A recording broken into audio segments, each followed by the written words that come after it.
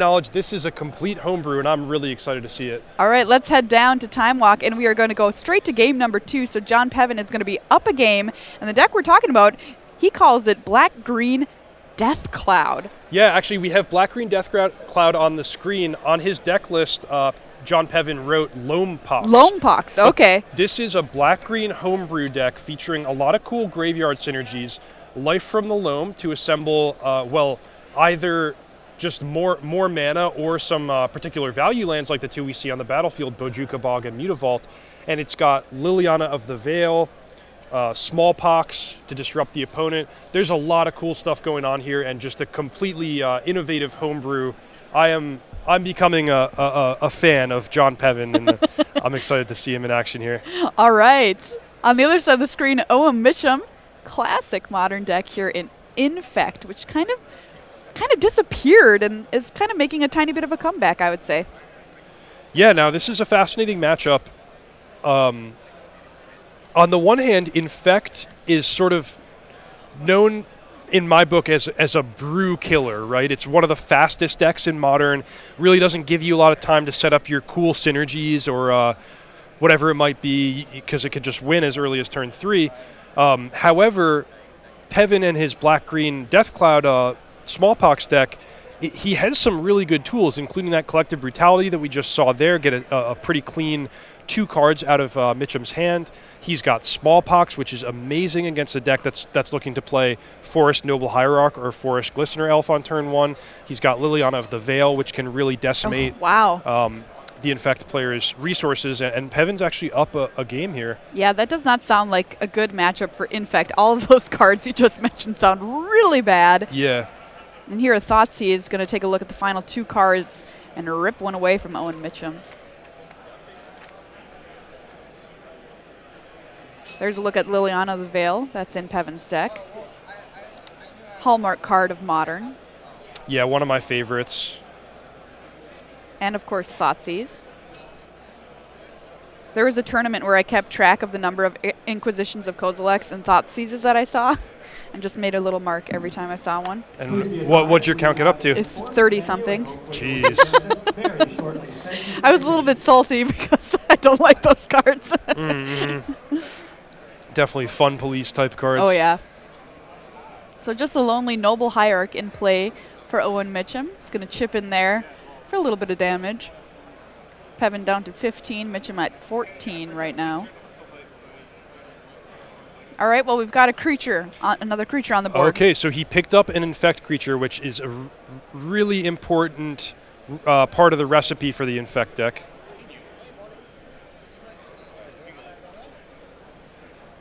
And we can see that Pevin's struggling a little bit with double black. This is one of the costs of having all these utility lands, Mutavault and Ghost Quarter, not really allowing him to cast his important spells here. He has a Smallpox and a Death Cloud that are rotting in his hand, but he can still Fatal Push at least. And he's going to go after the Noble Hierarch. All right.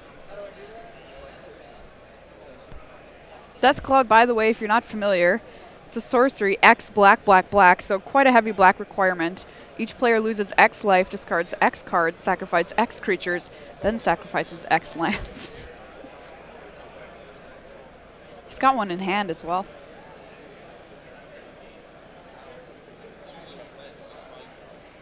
All right, the agent's going to get in here. We're going to start that Infect damage train. John Pevin at 1 Infect. Yeah, Death Cloud's a sweet one. So we have Smallpox, which is a key to this deck. Each player loses 1 of everything. All right, how about a Liliana here? Yeah, Liliana. This is exactly what Mitchum did not want to see. It kills his only Infect creature, leaves behind something that's going to be really annoying for him to deal with, and he can't even defend his creature with something like a Vines of the Vastwood or Blossoming Defense if he had one. And it looked like he may have had an opportunity to get a Dryad Arbor if he had one in his deck, but not able to do so. Perhaps not in off the sideboard or already used up. I'm not sure which. But that is a pattern you'll sometimes see in response to an edict, is that a player will search up Dryad Arbor. All right, well, we found another creature here, Glistener Elf for Owen, but Liliana still alive and kicking on the battlefield as of right now. Her ability to make you sacrifice creatures, of course, extremely relevant versus Infect.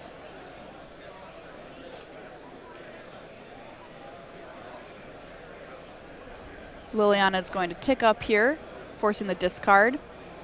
Yeah, so there's a great example. Mitchum was holding Apostle's Blessing, so had it been a targeted removal spell instead of the Edict effect of Liliana, he could have saved his Blighted Agent. But you could see that making a huge difference in the game, the fact that Apostle's Blessing now effectively going to waste. Bloodghast here for Pevin. And Mutavault. Wow, and I'm actually, I can't say I necessarily agree with Mitchum's decision to cast the Apostle's Blessing because his life total is not trivial here. He That's true. Goes down to 9, which unlocks Bloodghast as a haste threat, and now he's down to 5 and engaged in a race that he might not be able to win.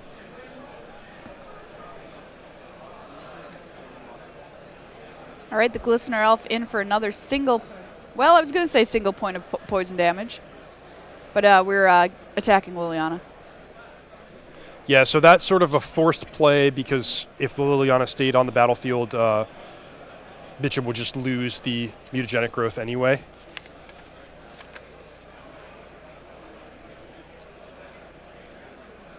Liliana down, Glistener Elf still alive, but Mitchum's going to fall down to 1 here, and there's Smallpox, and Owen Mitchum is going to scoop him up. That is John Pevin winning this match with his cool brew, 2-0 over Infect. And you mentioned it, Reed, his deck just seems set up to perfectly deal with a deck like Infect. Yeah, this is, I just can't rave enough about what Pevin has done here at Grand Prix Oakland. This is what I really, really love about Magic and about Modern in particular, these older formats with a deep card pool, is there's so much variety in what you can do. And Pevin has gone completely outside the box here, brewing up his own deck, at least to the best of my knowledge. I've never seen this deck before, and doing some great things. The mix of the disruption in the form of Smallpox, Deathcloud, Liliana, plus the proactive game plan, the graveyard stuff, the Bloodghast, the inherent value. It's just a super awesome package, and I love to see deck builders expressing themselves in this type of way, creativity.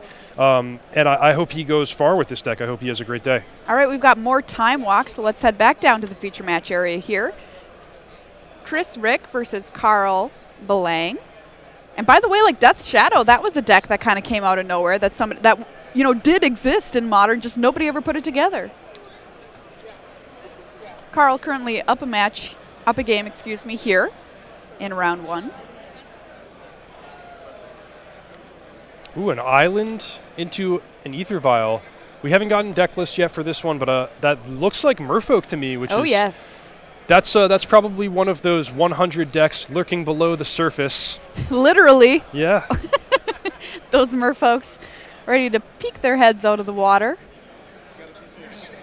And Merfolk is a kind of a deck that has kind of gone to the back burner a little bit with the advent of humans. Right, yeah, if you're playing Ether Vials, you're more often turning to the human tribe, perhaps spirits, but Merfolk still's got some chops, and that's one of the really important cards that Merfolk has access to is Spreading Seas, and you can see him really just setting the Tron player back here. That's a huge card.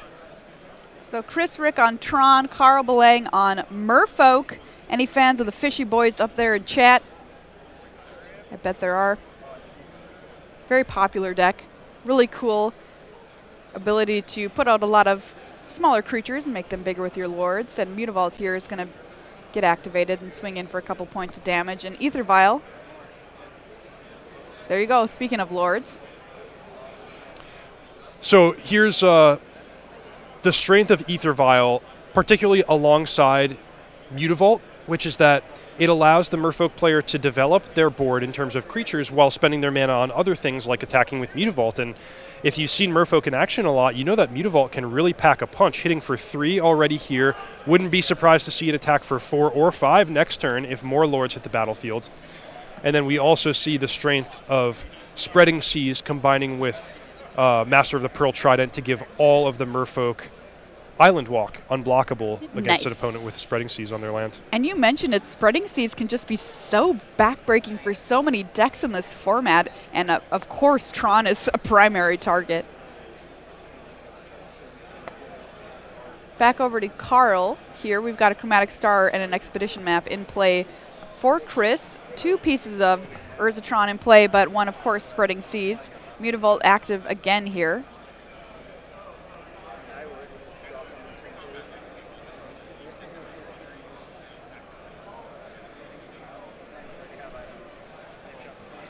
And we're going to swing on in, which is what Merfolk likes to do. And Ether Vial gets a Phantasmal Image into play. Michael Scott, can you please come to the Red Gathering Point flag? Once again, Michael Scott to the Red Gathering Point flag. Phantasmal Image, a nice addition to this deck. And Damping Sphere. All right, out of the sideboard. Yep, so that's going to mean Chris Rick's lands can never tap to produce more than 1 mana. It's a pretty big deal against Urzatron, but you see that Rick just sort of has nothing going on here. Yeah. He's for multiple reasons far from assembling Tron. He doesn't have a way to wipe the board. He doesn't have any proactive threats of his own. He's sort of just spinning his wheels, and his opponent's threatening to attack for 10 next turn with 2 Lords and a Mutavault. And this is a stumbling block for the Tron deck too, which is if you're not able to do the thing that your deck wants to do the most, what are you able to do? Right, yeah, you'll see this a lot in Modern where decks, they sometimes win or lose both in spectacular fashion, where it's like, if I can do my thing, I'm going to win no matter what, and if I can't do my thing, I'm going to do absolutely nothing. Rick down to 10 life already after these attacks from some fishy boys. All right, swinging on in here. We're going to crack our star. What on earth can we find? Found a map there. Ooh, okay. This is a tough way to do it. So he's pointing Nature's Claim at his own artifact just to gain enough life to survive a turn. Note that he can't target his opponent's Spreading Seas because that would be Carl Belang gaining the 4 life instead of Chris Rick. So he's just doing the only thing he can do to survive the turn, which you can't blame him. Nope, fighting the good fight here. Back over to Rick's turn, down to 4. Well, that wasn't the land we wanted. Tower was the draw there.